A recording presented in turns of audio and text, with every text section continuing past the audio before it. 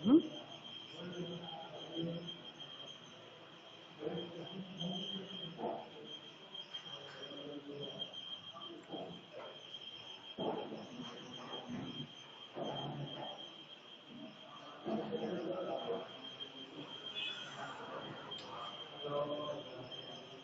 Morning to all of you.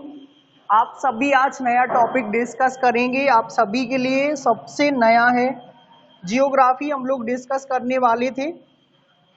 तो अभी तक हमने जितने टॉपिक पढ़े हैं आप सीक्वेंस वाइज उन सभी टॉपिकों का रिवीजन कीजिएगा। आज हमारा नया टॉपिक स्टार्ट होगा जलवायु व मानसून।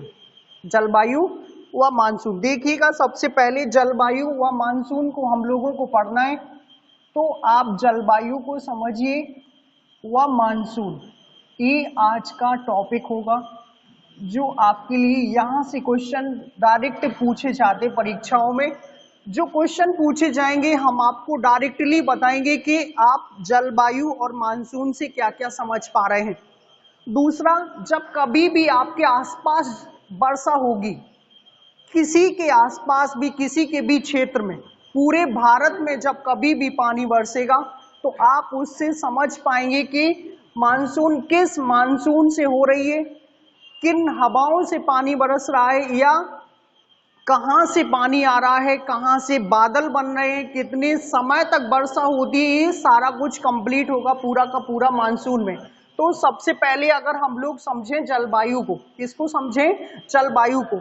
तो आप इस बात को ध्यान रखिएगा कि जलवायु किसी भी क्षेत्र में लंबे समय तक एक जैसा वायु, ताप, आर्द्रता, नमी का पाया जाना उस क्षेत्र की जलवायु कहलाता है।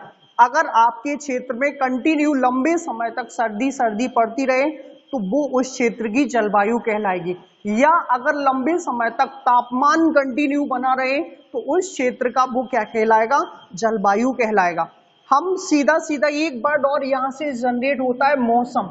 आपने कभी कभी सुना होगा कि मौसम खराब चल रहा है। बहुत लोग सुनते हैं कि मौसम क्या हो रहा? खराब है। तो मौसम कहलाता अल्पकालीन अवस्था को, जैसे सुबह में पानी वर्षा और शाम को फिर से मौसम साफ हो गया, या शाम को पानी वर्षा, सुबह में फिर से मौसम साफ हो गया, उस अल्पकालीन अवस्था को हम लोग क्या कहते हैं? मौसम।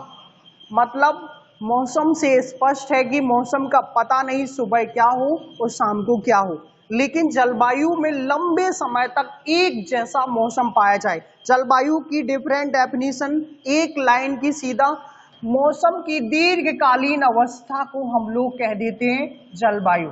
किस अवस्था को? दीर्घकालीन अवस्था को जलवायु कह देते हैं। तो आपको ये जलवायु और मौसम ध्यान रखना है। आज हम लोग मानसून को डिस्कस करेंगे। तो हमारे देश में सबसे पहले तो आप ध्यान रखो कि हमारे देश में जो मानसून है, हमारे देश में जो मानसून है वो उष्णकटिबंधीय मानसून पाया जाता है। कौन सा मानसून? उष्णकटिबंधीय मानसून। इस शब्द को हमें समझना है सबसे पहले। उष्णकटिबंधीय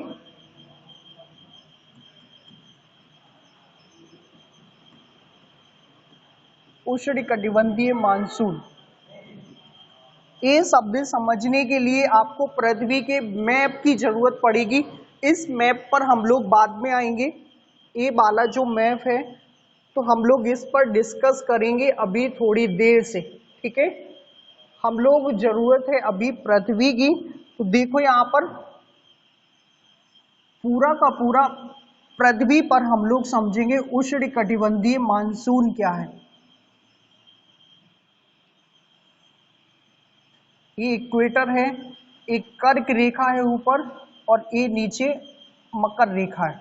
देखिए यहाँ पर सबसे पहले हमारे देश में कौन सा मानसून होता है? उष्णकटिबंधीय मानसून। इसी मानसून से पूरे देश में सबसे ज्यादा वर्षा होती है। अब मानसून शब्द कहाँ से आया और उष्णकटिबंधीय शब्द कहाँ से आया, उन सबको हम समझेंगे। यहाँ पर कर्क रेखा, ऊपर कौन सी रेखा है? कर्क रेखा। ऊपर कौन सी है? कर्क रेखा। नीचे कौन सी है? मकर रेखा। तो सूर्य की किरणें कर्क रेखा से मकर रेखा तक गमन करती हैं। इस वाले क्षेत्र में सबसे अधिक गर्मी पड़ती है। इसी क्षेत्र को हम लोग कहते हैं उष्णकटिबंधीय। क्या कहते हैं? उष्णकटिबंधीय। इस बात को ध्यान रखिएगा कि सबसे ज्यादा गर्मी कहाँ पड़ती है, कर्क रेखा से मकर रेखा तक के क्षेत्र को, और जब तक गर्मी नहीं पड़ेगी तब तक वर्षा नहीं होने वाली है। इस बात को भी ध्यान रखिएगा। तो पहले उष्णकटिबंधीय समझना है आपको, यहां से लेकर के यहां तक, मीन्स कर्क से लेकर के मकर तक का जो क्षेत्र होता उसको हम लोग बोलते हैं उष्णकटिबंधीय। क्या बोलते हैं, उष्णकटिबंधीय। इसी उष्णकटिबंधीय के कारण पूरे के पूरे भारत में उष्णकटिबंधीय जलवायु पाई जाती है। क्या पाई जाती है, उष्णकटिबंधीय जलवायु। अगर हम कर्क रेखा की बात करें तो कर्क रेखा भारत के बीचों बीच से होकर के गुजरती है। यहां पर देखो इसको, तो कर्क रेखा ऐसे भारत के बीचों बीच से होकर के गुजरती है।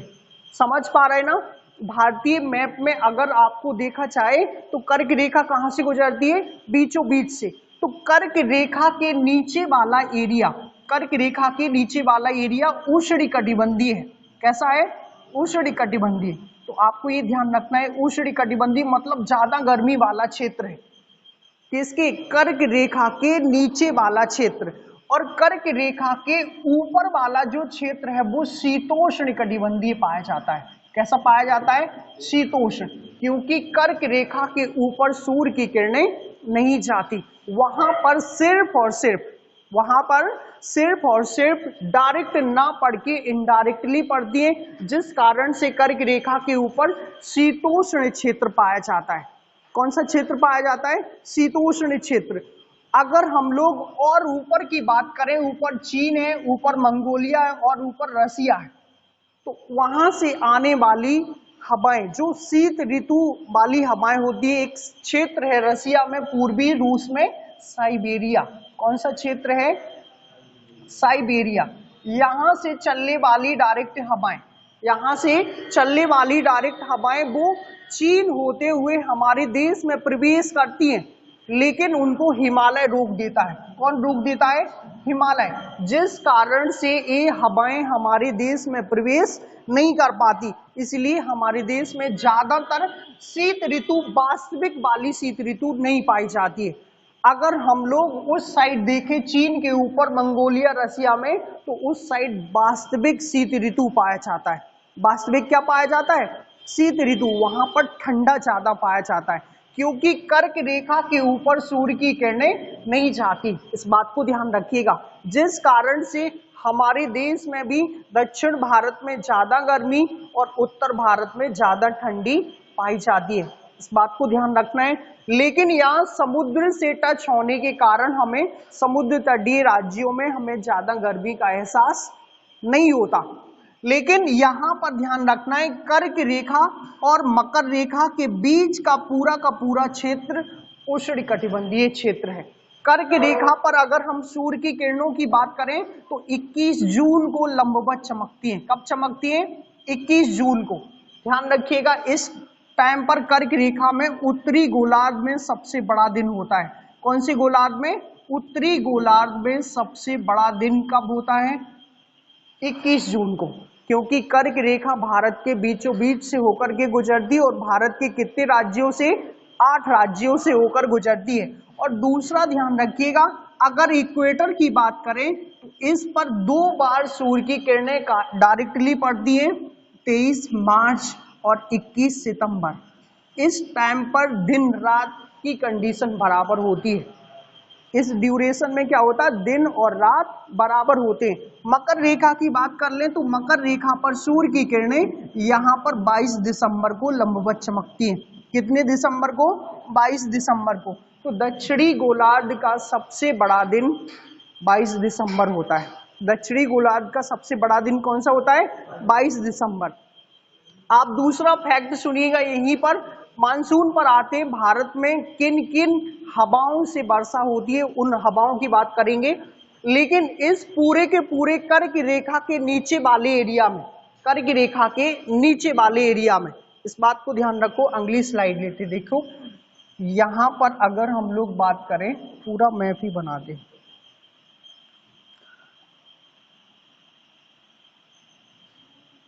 समझ में आ रहा राम जी, सावर सिंह तुम्हें आ रहा कि नहीं, चलिए, सावर को आ रहा तो समझ लो, फिर समझ में आ ही रहा होगा सबको।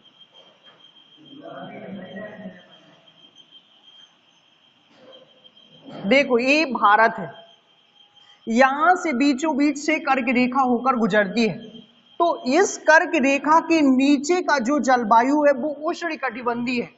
यहाँ पर उष्णकटिबंधीय जलवायु होने के कारण आपको ज्यादातर लोगों की जो संरचना है वो ब्लैक होते हैं। सबसे ज्यादा काले लोग कहाँ पाए जाते हैं पूरे भारत की अपेक्षा? दक्षिण भारत में। कहाँ पाए जाते हैं?